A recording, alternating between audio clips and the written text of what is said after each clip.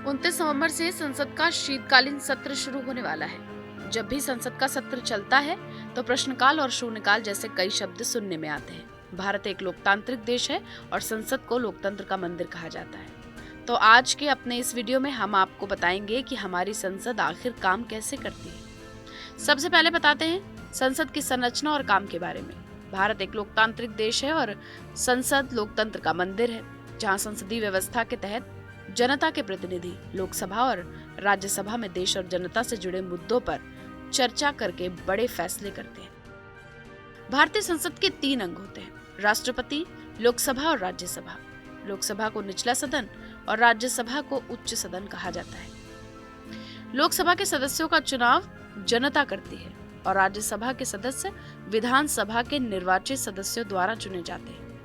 लोकसभा में सदस्यों की संख्या 543 होती है, जबकि राज्यसभा में अधिकतम 250 सदस्य होते हैं, जिनमें राष्ट्रपति द्वारा मनोनीत 12 सदस्य भी शामिल होते हैं। लोकसभा को भंग किया जा सकता है, लेकिन राज्यसभा कभी भंग नहीं होती। लोकसभा अगर भंग ना हो तो इसके सदस्यों का कार्यकाल 5 साल का होता है, जबकि राज्यसभा के सदस्यों का कार्यकाल 6 वर्ष का होता है।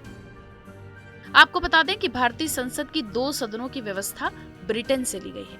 ब्रिटेन के 2 सदनों को हाउस ऑफ कॉमन्स और हाउस ऑफ लॉर्ड्स के नाम से जाना जाता है। अब आपको बताते हैं कि संसद क्या काम करती है। देश और जनता से जुड़े मसलों पर चर्चा और बहस से लेकर प्रस्ताव पारित करने तक संसद के कई काम हैं, लेकिन सबसे अहम काम है कानून बनाना। भारत में देश हित के कानून संसद में ही बनाए जाते हैं, इसलिए देश में कानून बनाने वाली संस्था को संसद कहा जाता है। अब आपको बताते हैं कि संसद के कितने सत्र होते हैं। सामान्य तौर पर संसद के 1 साल में 3 सेशन होते हैं।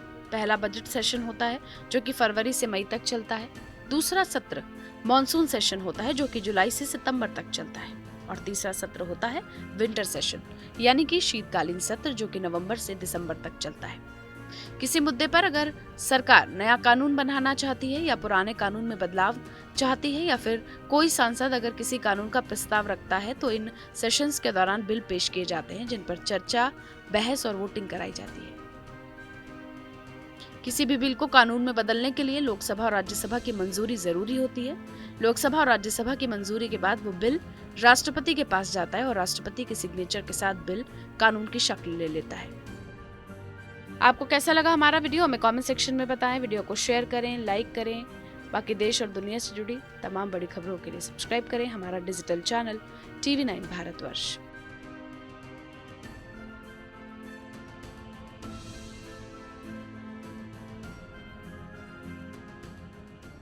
देश बनता है अपने नागरिकों से।